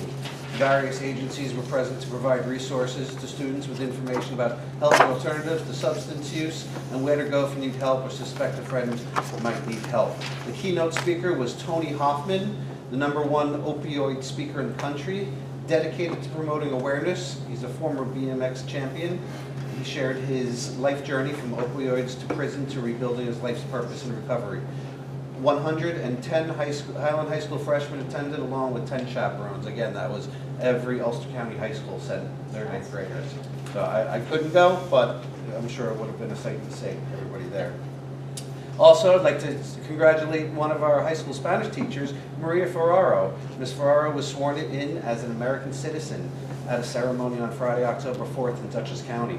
105 people from 42 different countries were sworn in as American citizens on that day. So congratulations to Senora Ferraro. Very happy for her. Also, one last plug, tomorrow at 6:30 p.m. Before you head over to get some ice cream, maybe you can stop at the National Honor Society induction ceremony. That will be at the high school in the cafeteria tomorrow. We'll be inducting 34 new students. You have to get ice cream before that. You should get ice cream before that. So you can eat your ice cream. No, You could announce it at the end and tell them all to come. True, we'll have I'll show them there. We could move the menu to the ice cream. We can. But everybody's welcome to attend, both. Is that usually in the cafeteria, not No, the it's not, auditorium? there's an outside organization that is using the auditorium this week, 90 miles off Broadway. They're putting on a show this weekend, so it would not be nice for us to disrupt them 2 days before they open. So we're gonna try it out in the cafeteria and see how it is. Hopefully it'll be a fantastic thing, and we'll say, well, how come we never did it in the cafeteria before? We'll see. Any questions? Oh, well, that's good looking out for the community. That's right. Thank you. Okay, our director's report. Everyone's got either emailed separately or part of the board packet, the director's report. So we have some of our directors here this evening. If you have any questions, feel free to ask. Otherwise, you're doing a fabulous job. Yes. Okay, if we have no questions for our directors, again, and thank them for their reports and for the work they do for the district. Under personnel, does anyone have a objection to taking personnel as block A through G? We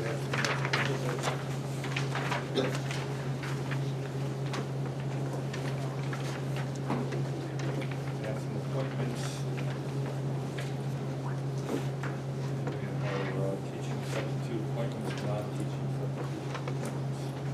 We're good. Can I have a motion if we're ready to take it as a block? Motion by Mike, second by Ed. Discussion? Anyone want to pull anyone out?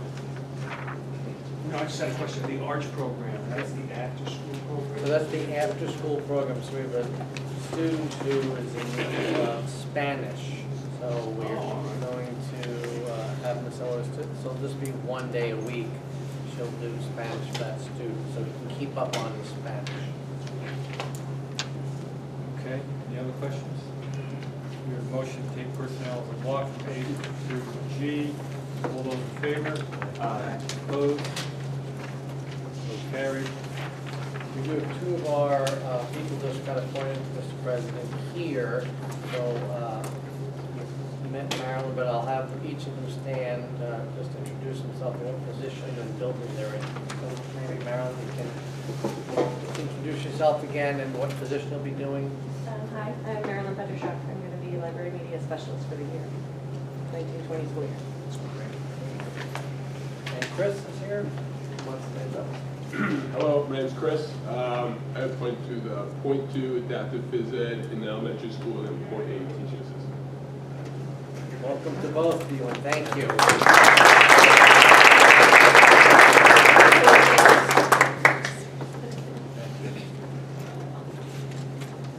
Okay, student rep, Bella. All right, so in, let's see, in the elementary school, we do have some first graders going on field trip to Osobis and Meadows in the next few days. As Mr. Freer mentioned, we do have the Frozen Cuckoos fundraiser tomorrow night. In the middle school, Mr. Rizzo is actually taking some biology students down to the Hudson River. I was on that trip 4 years ago, where the biology students get hands-on experience with taking samples and doing research and kind of going into Regents biology. In the high school, as Mr. Zimmer mentioned, we do have National Honor Society inductions. I'll be inducting a few students. And then, fall sports are winding down, and we're moving into winter. We just had our 5 weeks across the district. And then, of course, we are very proud of the students of the month, in the elementary, middle, and 2 of my closest friends in the high school. So that's about it for this one. Any questions? That trip to the river isn't tomorrow, is it? I'm nervous there. Okay, Sarah. Oh. I promise I won't talk long. I do have a couple of things though. Today, Ms. Mr. Judge and Dr. Papp and I were able to go to a training down at Putnam Northern Westchester BOCES on DBT Step A. I mean, this was a session specifically for administrators, but the idea is it's a universal curriculum, skills training for emotional problem solving for adolescents. So the idea of this is it's integrating problem solving skills and strategies for all students. It's a preventative measure. DBT is a very intensive mental health treatment program, much more intensive than schools could offer, but this Step A was developed by the presenters, and it's a way to help students think about decisions that they're making, self-regulate more, and the way the program works, Dr. Papp is actually going down for the next 3 days to be intensively trained. This was specifically for administrators to understand what the program looks like, to really begin thinking and talking about how can we integrate this into our school curriculum across the board. You know, in listening to the presenters, it's something I think that we could do both at the middle and high school levels. There are specific things for both levels. It's the kind of vocabulary that fits very well with our PBIS program. It's really much more explicit instruction for students. You know, the next part of the conversation is exactly where do we fit this in. It may fit well in a health program. We've also talked about PE. You know, there's a lot of different areas. There's a lot of ground to cover between now and then. I think once Dr. Papp gets the intensive training, we'll have a better idea of exactly what the lessons look like. But as we discussed when we were talking about the guidance plan, as well as just looking at the world around us, our students need these supports very, very much. We need these supports as adults, I think, too. So it looks very promising. They come back and do another training in May, so if it looks promising and we really think this is something we want to do, we'll probably send a bigger group of teachers to have the more intensive training later in the school year. On the idea of safety, the district safety plan, we've been working on refining that and editing and changing names and numbers. That requires, the district safety plan is the public safety plan that is posted on our website that any member of the public can see, so it's a little more general than the building level safety plans. That does require, though, a 30-day comment period, as well as a public hearing, and then the board will need to approve or adopt the new safety plan. So the public hearing, we'll be putting it out for public hearing within the next week or so, with the idea, there's not 30 days before our November meeting, so it'll be on the agenda for our December meeting with a public hearing at the beginning of the meeting and then approval, but I will send it to you. I'm still just finishing the final edits, some of the name changes and that. On that, so I'll be sending it to you once we put it up for public comment. It'll be on the website for public comment with the notice, so that is happening. Another part of that is that all of the staff needs training on this safety plan, so we will be doing that as part of our November 5th Superintendent's Conference Day. We already have the QPR anti-suicide training that's going to be done for the entire faculty and staff that morning. This will be part of it as well, part of that training that morning. So that will be coming. And just to add a little bit to some of the conversations we've been having, I started observations this week. I was in a kindergarten classroom, and kindergarten is one of the grade levels that Kristen Candia does her second step program.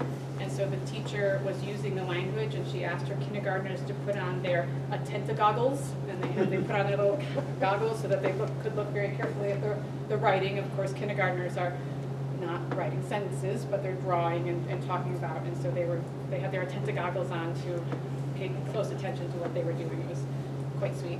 But it was nice to see that language and vocabulary carrying over from one thing to the other. And also, Sue, you were talking about entrepreneurship within Ulster County, and just an observation, I've been going on a lot of college visits with my senior daughter, and every college that we visited, they have a whole presentation on entrepreneurship within the college. That it's a whole field in an area where colleges want students to know that they're going to be supported and that creativity is going to be supported. So it's definitely something that's out there at the college level as well. So that's the one thing I've really noticed in all these visits. Okay, questions for Sarah? Thank you, Sarah. Yes, Mr. President. I want to give the board an update on the ARCH program. So remember ARCH, this is to support our students who are on long-term suspension for various reasons. It does stand for Alternative Restorative Collaborative High School. So there are 4 students currently now in the program.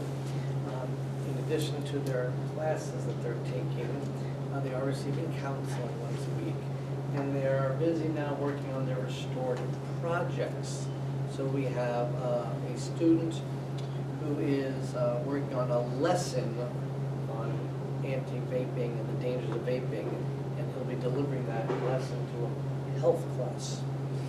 We have another student who is doing a comparing and contrasting of the dangers of both vaping and smoking cigarettes, because a lot of the advertising that our kids are hearing are that, vaping is much safer. So, don't smoke when you can vape. So he's going to be doing a project on that. And then we have 2 students who are working together on a video. They're interviewing a person or persons who are severely impacted negatively, both health and in their life, by vaping. And that video will be available to be presented to other students. Again, it's to be connected to why they're there, so they can learn to avoid that behavior again, but also help other people. I talked about, and I know it's been mentioned too, asked about how we're doing on our attendance with our staff. So I want to give the board's update on that. If you weren't at opening day, that was one of my points of emphasis to the entire faculty and staff on their attendance, that moments matter, you need to be here. I specifically focused more on, also on making sure that people aren't taking time off before and after any vacation. Really, we only have September to look at, so comparing this September to last September, the attendance is improved, about 10% improvement in overall staff attendance. We'll continue to look at that each month. Certainly, we're going to, anyone, there was 1 or 2 staff members, again, overall staff, total staff, who had requested for, let's say, a day before or after Yom Kippur, and those were sent to me, and then I did inquire as to why the person, before they were granted permission to take those days off. We, kind of administrative team and of counselors, again, to continue to support students' social and emotional health, and it really was kind of mentioned before, we're looking into a service called Anonymous Alerts. Some of our neighboring districts, I know New Paltz, I believe Marlboro and Wallkill, have similar services. What Anonymous Alerts is, it's an app on the phone that allows students, but also parents, to communicate information to high school administration, to counselors, etc., as to dangerous behavior. Sometimes, someone might feel uncomfortable saying that my friend Tom is vaping. They don't want that stigma of that they ratted out their friend. This gives them it's purely anonymous, but it also gives, let's say, the principal or the counselor the ability to speak to the person or text back and forth, communicate back and forth, so they get more information. And there are certainly, depending on the level of the infraction or the problem, it goes to a different person. The app also provides phone numbers and contacts to outside agencies for the person. So again, we can put these things on a website. The kids don't use websites anymore. They use their phone. So, we are going to be discussing this a little deeper at our cabinet meeting tomorrow, but I would say that this is probably coming to a theater near you here in Highland. The company works with us to spread the word to the kids and to the parents and guardians and to the community of how to do it, that it's out there. Precautions are there against false accusations. Yeah, so, I mean, the company, we talked about that with the company, and basically, I think it tends to be a little bit more at the middle school level. After the first week or two, sometimes people get excited about it, but once it kind of settles in, they're only, you only get a handful of things a week. So it's not like it sends us on wild goose chases. But it does help alert us when there's a problem. I'm concerned about, a child who's innocent of something being accused. Sure. As a means of, just. Well, we always do an investigation, Well, we no always matter what, investigate. no matter what comes forward. So the same thing can happen even with the regular DASSA report. But Yeah. the issue of anonymity allows, while it can be powerful use, and also powerful. Absolutely. Yes. Do alerts go to your email, or so say there's a weekend emergency that pops up? So if there's a weekend emergency, again, depending on, it goes to, so again, the student, when you're making a report, if I want to make a report, the person making the anonymous report, they have to choose, is this health, is it? Yeah, there's different There's all incidents different listed. incidents listed, so you have to choose that. Then in describing, it will go to the particular person. If it is something, if they're saying that this is of whatever the name is, of high importance, it also connects to, can connect to the police. So it'll go right to the police. So if it's 2 a.m. and they're saying, my friend is thinking of doing serious harm to themselves, that then goes right to the police. It won't go to us because at 2 a.m, first. But it would go to administrators, counselors, depending on who it is, and then the certain people you would designate, you get everything, just so they know. So usually the superintendent or someone else higher of that status is going to get all reports, just so they can keep track. It was a powerful presentation. We also looked at another company that did similar but different service, and this is the one that we're leaning towards to at least try it for this year. Again, New Paltz, I know, has another company that does the same thing. There's a couple of companies out there. And then finally, just a reminder that the awards, for those of you going, the awards for excellence is this Thursday night. We will be honoring Wade Sargent, security guard at the high school. We'll be honoring Steve Lawback, Rotary member, and Principal Joel Freer. Joel. So congratulations to those people.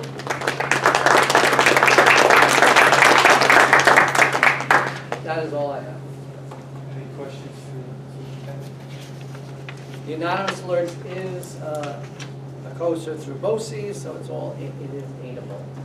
Right now, you're saying that New Paltz and Wallkill have something similar? New Falls, Wallkill, That's I it? believe Marlboro. Marlboro. I mean, I would. Excellent drive. Yeah. Yeah, I feel that, what Ed brought up, let's say that I'm Freddie's mom and I can't stand Tommy's mom, and I am gonna call in something bad about Tommy. And here all this administration time is being taken up by 2 parents. They do that already, Sue.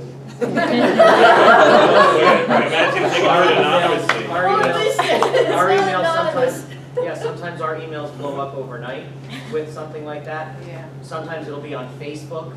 Oh. So I'd rather it be in a place where it's not so public, so that it doesn't become something bigger. But It's all worth one. we get that stuff every day, and I'm sure every administrator gets it.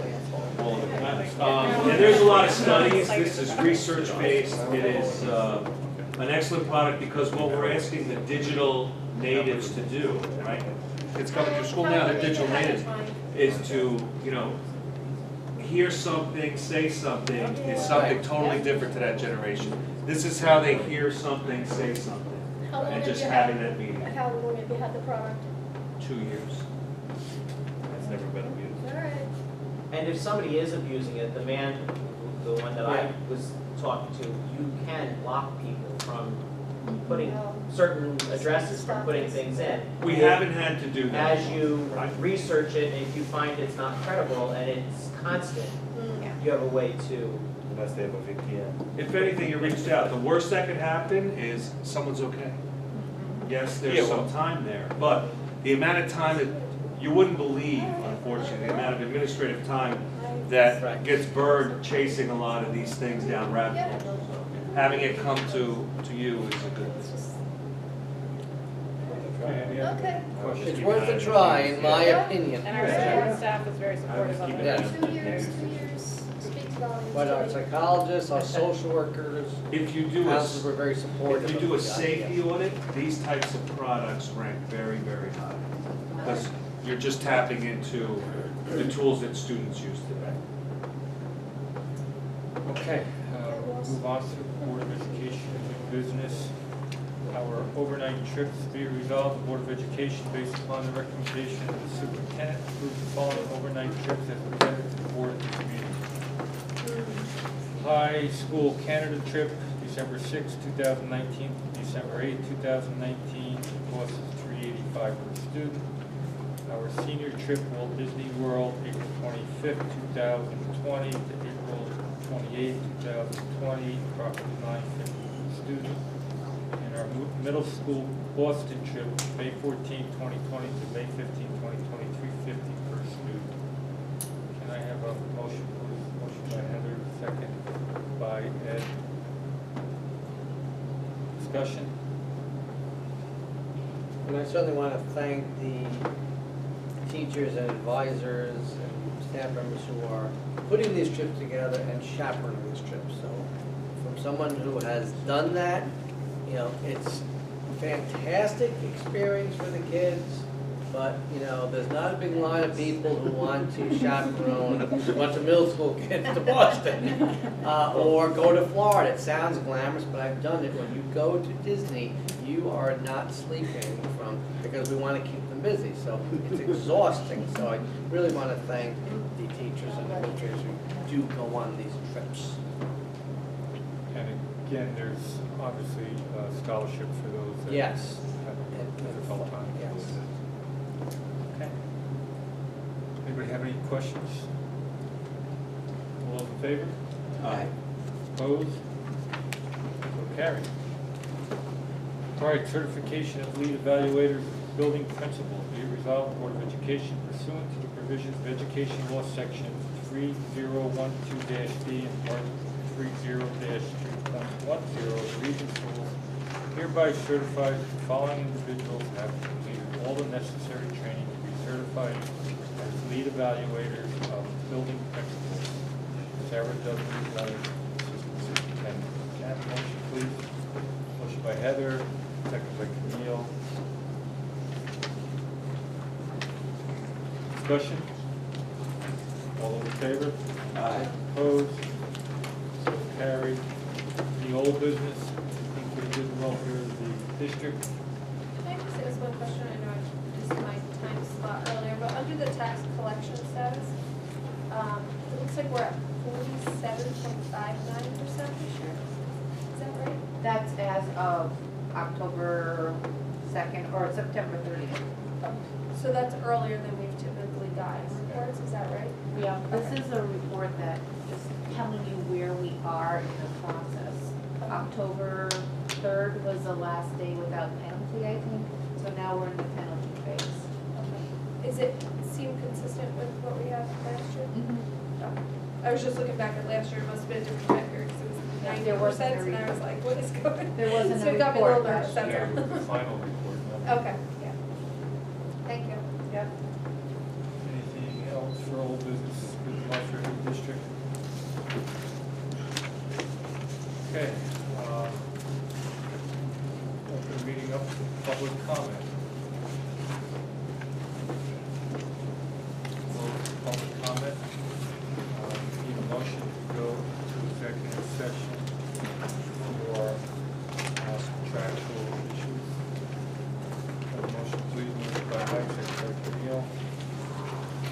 favor? Opposed? So carried. Thank you, everyone. Thank you.